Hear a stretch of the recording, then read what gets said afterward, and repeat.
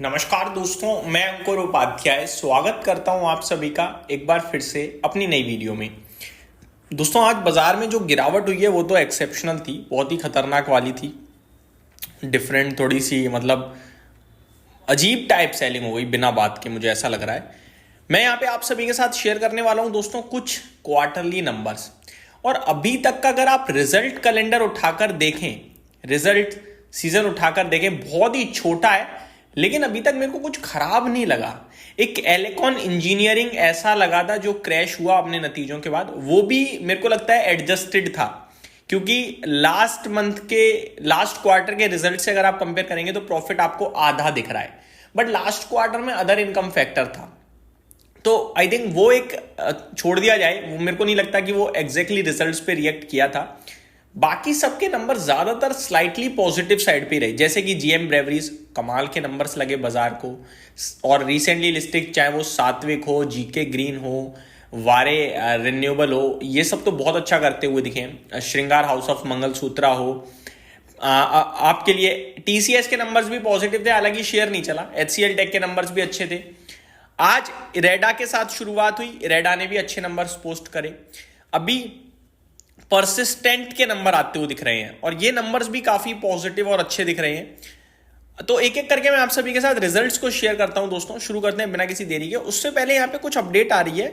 Silvers white hot rally triggered supply crisis at ETFs trade at shocking 10-15% premium. तो बहुत सारे fund houses ने तो ईटीएफ खरीदना बंद कर दिया है, मतलब ईटीएफ्स में पैसा लेना ही बंद कर दिया है, क्योंकि रूल है कि अगर आपके पास ईटीएफ के द्वारा पैसा आ रहा है तो आपको सिल्वर खरीदना ही खरीदना पड़ेगा। और आपको पता है जो ईटीएफ के प्राइजेस हैं वो आपके जो एक्चुअल सिल्वर का प्राइस है उसके हिसाब से है, लेकिन फिजिकल सिल्वर बहुत महंगा चल रहा है, प्रीमियम पे ट्रेड कर रहा है।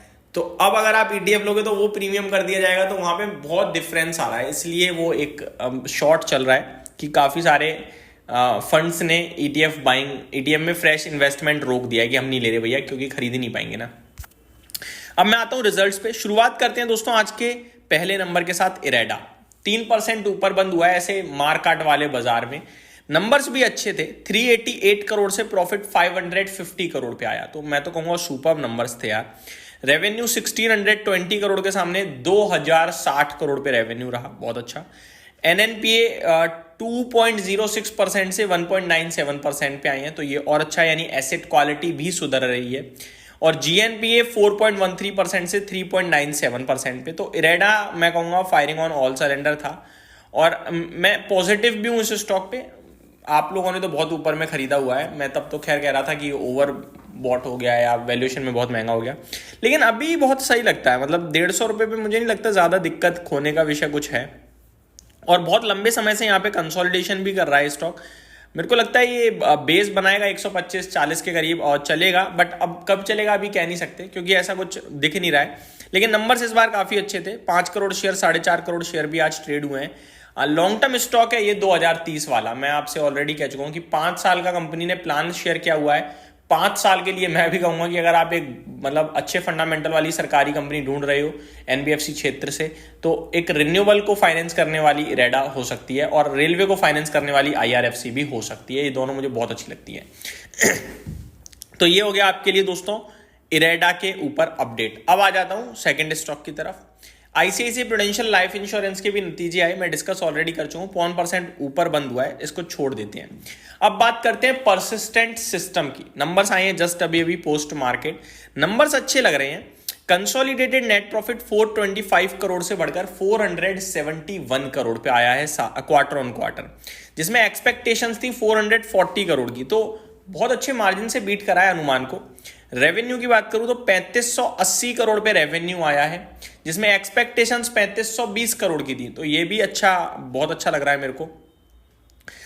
मार्जिन्स की बात करें 15.57% से बढ़कर 16.28% पे मार्जिन्स कंपनी ने क्लॉक करे हैं, जिसमें एक्सपेक्टेशंस 15.7% की थी, तो अनुमान से काफी बेटर मार्जिन्स कंपनी ने पोस्ट करे हैं। तो मैं तो ये कहूंगा कि मिड कैप के नंबर्स, तो मिड कैप आईटी के नंबर अच्छे आए हैं, पहली शुरुआत तो अच्छी आई है।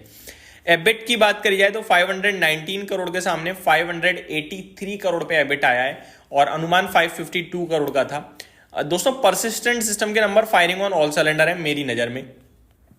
स्टॉक वैल्यूएशन टर्म्स में 54 के पीई पे है, रीजनेबल है। रिसेंटली बाजार गिरा था तो वहां से तो अच्छी खासी करेक्शन कह रहा हूँ, करेक्शन के बाद रिकवरी आ गई है, करीब 4,800 तक नीचे गया था, अभी 5,340 है, तो रिकवर बहुत अच्छा हो गया है। बट मेरा मानना यह है कि ये इन नंबर्स के बाद 5,650 की तरफ जाना चाहिए। मैं अपने व्यूअर से कहना चाहूंगा कि 5,200 का एक स्ट्रिक्ट स्टॉप लॉस रख के स्टॉक में पॉजिटिव साइड पे ध्यान दें, लॉन्ग टर्म के लिए भी और मीडियम टर्म के लिए भी इन नतीजों के बाद। तो ये मेरा परसिस्टेंट सिस्टम के ऊपर आपके लिए अपडेट थी। एंड महाराष्ट्र बैंक के भी नतीजे आए हैं, 4% नीचे था, बट मेरे को लगता है महाराष्ट्र बैंक नतीजों की वजह से उतना गिरा हो ना गिरा हो, लेकिन इतना जरूर है कि पीएसयू बैंकिंग क्षेत्र गिरा है तो वो उसका इंपैक्ट भी एक रहा होगा। बाकी नतीजों की बात करिए तो ऐसी कोई खराब नतीजे तो नहीं है। डिपॉजिट ग्रोथ ऑफ 12%, थोड़ी अनुमान से कम ग्रोथ रह गई है, अनुमान था 14% का, अनुमान नहीं थी, गाइडेंस थी कंपनी की तरफ से। Gross advances full year guidance 17% थी और अभी 16.8% की दिखी है, तो अभी तो समय बचा भी है फुल ईयर का, तो मेरे को लगता है ठीक है, थोड़ा भी अनुमान से कम ग्रोथ हो रहा है, बट क्या पता कैचअप कर दें। तो ये मेरी तरफ से अपडेट थी, उम्मीद करता हूँ डिटेल्स पसंद आई होंगी। Thank you so much for watching this video, have a great day guys.